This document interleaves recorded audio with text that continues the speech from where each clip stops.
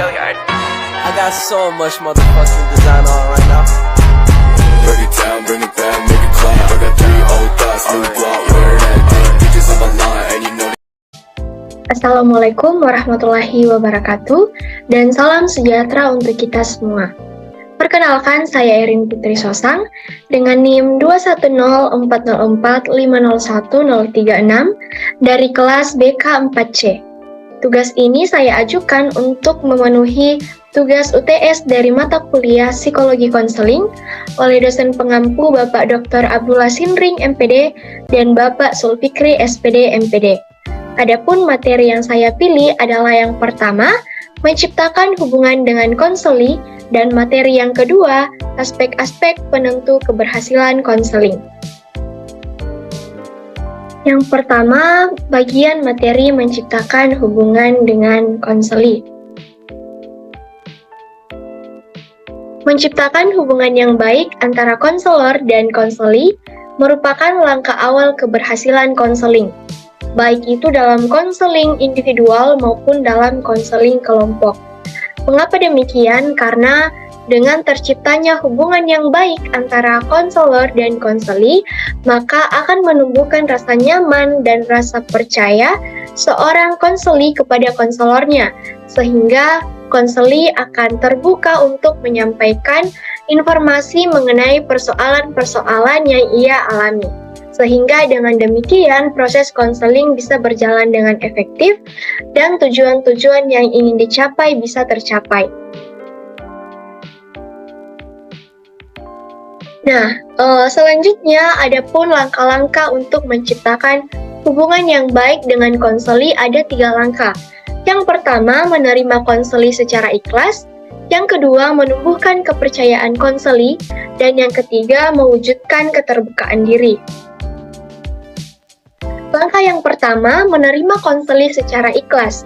Dalam hal ini, konselor harus menerima konseli secara ikhlas dan menerima apa adanya semua hal yang berhubungan dengan konseli.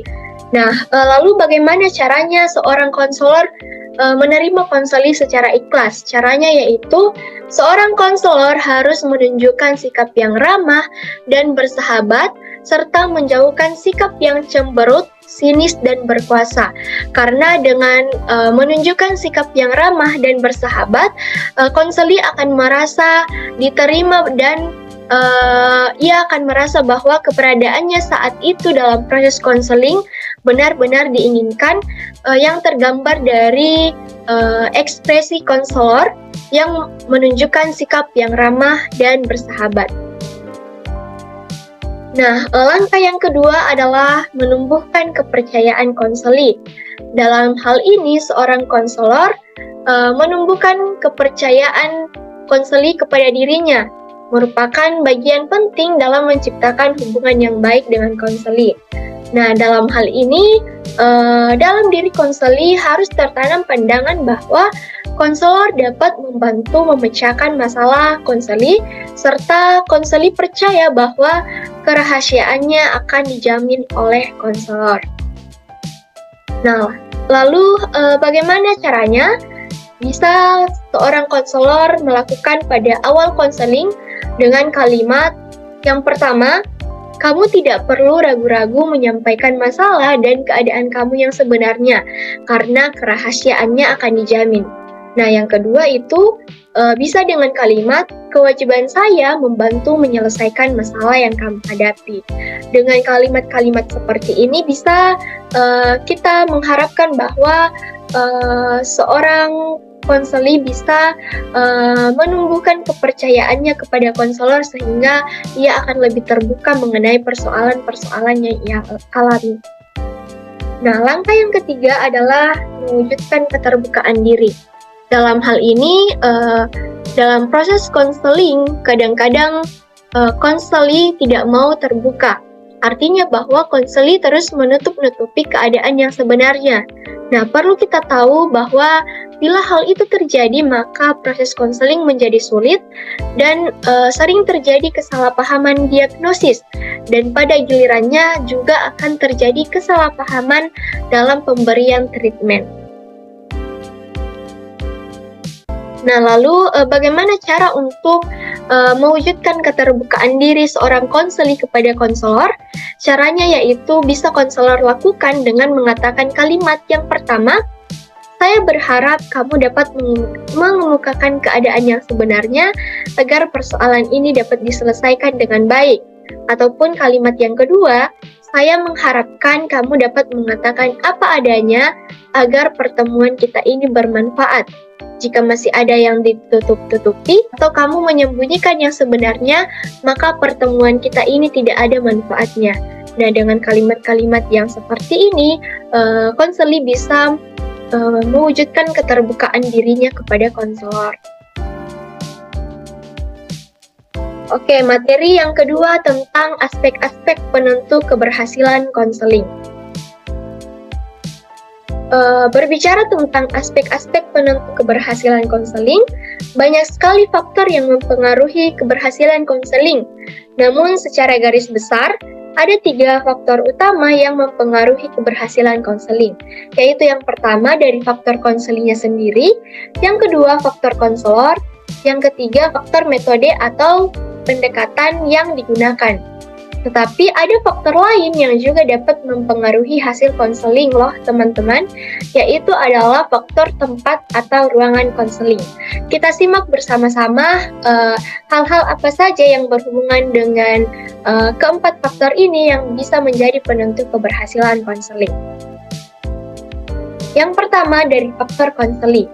Adapun hal-hal yang berhubungan dengan faktor konseling yang memengaruhi keberhasilan konseling antara lain yang pertama, keterbukaan konseli.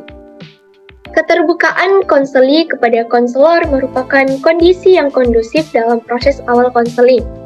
Adanya informasi dan data yang lengkap dan akurat akan membantu menetapkan diagnosis dan terapi yang tepat. Yang kedua adalah pemahaman konseli tentang dirinya. Artinya di sini pemahaman konseli tentang dirinya itu merupakan hal yang sangat penting. Artinya konseli harus mengenal dan memahami potensi dirinya, keberhasilan-keberhasilan, serta kekurangan atau kelemahan dirinya. Perlu seorang konselor ketahui bahwa banyak konseli yang hanya melihat sisi negatif atau kekurangan-kekurangan dari dirinya dan tidak memahami hal-hal positif apa yang ada pada dirinya. Nah, pandangan-pandangan yang seperti ini tentunya akan menimbulkan rasa kurang percaya diri sehingga menyebabkan perilaku menyimpang dan menarik perhatian orang tua ataupun orang lain. Misalnya, anak tersebut dicap nakal dan dicap suka melanggar tata tertib sekolah. Kemudian yang ketiga adalah pemahaman konseli tentang masalahnya. Di sini banyak kejadian bahwa kurangnya kesadaran konseli, mereka tidak mempunyai kesadaran bahwa ia sedang mempunyai masalah. Nah, kasus-kasus seperti ini itu sering kita jumpai pada siswa SMP atau SMA. Artinya bahwa konseli yang bersangkutan merasa mereka tidak mempunyai masalah apapun, tetapi bagi pihak sekolah, siswa tersebut termasuk dalam siswa yang bermasalah. Nah, adapun contoh-contoh yang demikian, misalnya siswa yang tidak berprestasi, siswa yang nyaris tinggal kelas, siswa yang berkemungkinan tidak lulus, siswa SMP yang merokok, yang sering bolos, ataupun yang menjadi penyanyi kafe, dan siswa yang sering melanggar tata tertib sekolah. Nah, sebagian dari siswa-siswa seperti ini tidak menyadari bahwa mereka mempunyai masalah. Mereka tenang-tenang saja dan tidak risau tentang perilaku yang mereka lakukan. Namun di pihak lain, wali kelas atau orang tua mereka sangat mengkhawatirkan tingkah laku mereka yang demikian. Sehingga para siswa tersebut tidak menyadari bahwa tingkah lakunya menyimpang ataupun melanggar tata tertib tersebut akan menimbulkan dampak negatif terhadap diri mereka. Nah, dalam menghadapi kasus-kasus seperti ini, tentu pola pikir atau mindset siswa tersebut perlu kita ubah sebagai konselor. Artinya, kita merubah pola pikir yang salah kepada pola pikir yang benar dengan contoh seperti merubah pola pikirnya dari yang menganggap melanggar tata tertib sekolah itu adalah perilaku yang wajar menjadi melanggar tata tertib sekolah merupakan pelanggaran yang akan berdampak negatif kepada dirinya. Nah, selanjutnya adalah keinginan dan motivasi konseli untuk berubah. Artinya berubah dari yang tidak tertib menjadi tertib, dari yang suka bolos menjadi berhenti bolos, ataupun dari merokok berhenti merokok, dan masih banyak lagi yang intinya di sini keinginan dan motivasi konseli untuk berubah dari hal-hal yang buruk ke hal-hal yang positif. Nah, selanjutnya yang terakhir adalah komitmen konseli untuk melaksanakan kegiatan atau terapi yang dilaksanakan. Adanya komitmen atau tanggung jawab seorang konseli melaksanakan terapi atau tugas-tugas yang harus dilaksanakan konseli sebagaimana yang sudah disepakati bersama konselor merupakan hal penentu keberhasilan konseling. Oleh sebab itu, di sini konselor memegang peran penting untuk memonitor tugas-tugas dan menindaklanjuti serta mengevaluasi terapi yang diberikan. Nah, selanjutnya adalah faktor konselor. Adapun hal-hal yang menjadi penentu keberhasilan konseling yang bersumber dari faktor konselor adalah yang pertama, kompetensi konselor, yang kedua, pandangan konseli tentang keahlian konselor, yang ketiga, kepercayaan konseli pada konselor. Artinya, seberapa konseli percaya pada konselor bahwa konselor bisa sebagai orang yang dapat membantu mencari solusi masalah yang dihadapi oleh konseli. Dan yang terakhir adalah daya tarik konseli terhadap konselor. Daya tarik dalam konseling berarti adanya ketertarikan konseli untuk membicarakan persoalan-persoalan yang dihadapinya dengan konselor. Nah, adapun hal-hal yang memengaruhi daya tarik konseli kepada konselor antara lain caranya konselor berinteraksi, caranya berbicara, perhatian konselor kepada konseli, penghargaan konselor kepada konselinya, dan tingkat simpati dan empati konselor, serta pakaian yang digunakan oleh konselor. Nah, untuk selanjutnya yaitu mengenai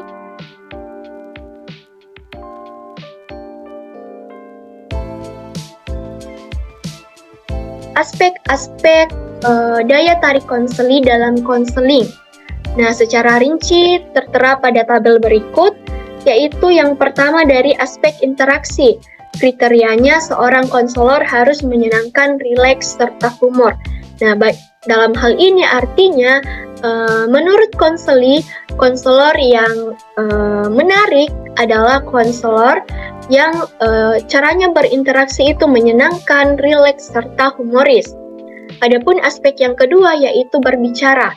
Kriterianya yaitu menyenangkan, tidak menyakitkan hati, dan sopan. Artinya bahwa konseli memandang konselor itu menarik ketika ia berbicara dengan sopan dan tidak menyakitkan hati konselinya. Yang ketiga adalah aspek perhatian dan penghargaan. Kriterianya yaitu konselor menatap mata konselinya, ataupun mengangguk, badan condong sedikit ke depan, serta merespon kata-kata konseli. Nah, dengan perilaku-perilaku yang seperti ini, konseli akan merasa diperhatikan oleh konselor, serta ia merasa bahwa keberadaannya saat itu dalam proses konseling dihargai. Yang keempat dari aspek simpati dan empati. Kriterianya seorang konselor itu memberikan simpati dan empati baik secara verbal maupun non-verbal melalui ekspresi wajah dan perasaan. Dan yang terakhir dari aspek pakaian. Kriterianya yaitu konselor diharapkan di sini menggunakan pakaian yang rapi dan sopan ataupun pakaian resmi atau casual sesuai dengan budaya yang berlaku dalam lingkungan konselor serta konseli tersebut.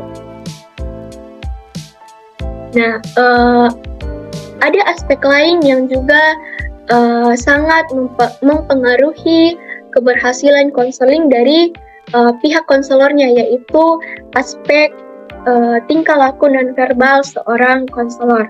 Nah, secara rinci adapun jenis tingkah laku nonverbal konselor dalam proses konseling, yaitu yang pertama dari ekspresi wajah. Klasifikasinya itu konselor ceria dan disertai dengan senyuman serta datang tepat waktu pada sesi konseling. Yang kedua, jenis tingkah laku tatapan mata. Klasifikasinya, areal tatapan mata konselor itu kepada konseli bergerak antara dari mata sampai ke kancing baju yang di atas. Adapun yang ketiga yaitu jenis tingkah laku posisi duduk.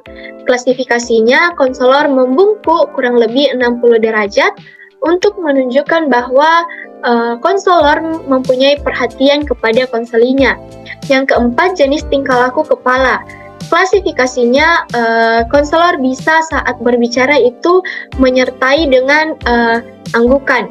Yang kelima, jenis tingkah laku gerak-gerik tangan. Klasifikasinya yaitu konselor bisa mencari waktu yang tepat untuk menyertai gerak-gerik tangan supaya konseli bisa lebih fokus dalam proses konseling tersebut. Selanjutnya yaitu dari jenis tingkah laku suaranya. Klasifikasinya yaitu konselor diharapkan memiliki suara yang lembut serta enak didengar dan lancar dalam berbicara. Jenis tingkah laku yang ketujuh yaitu badan.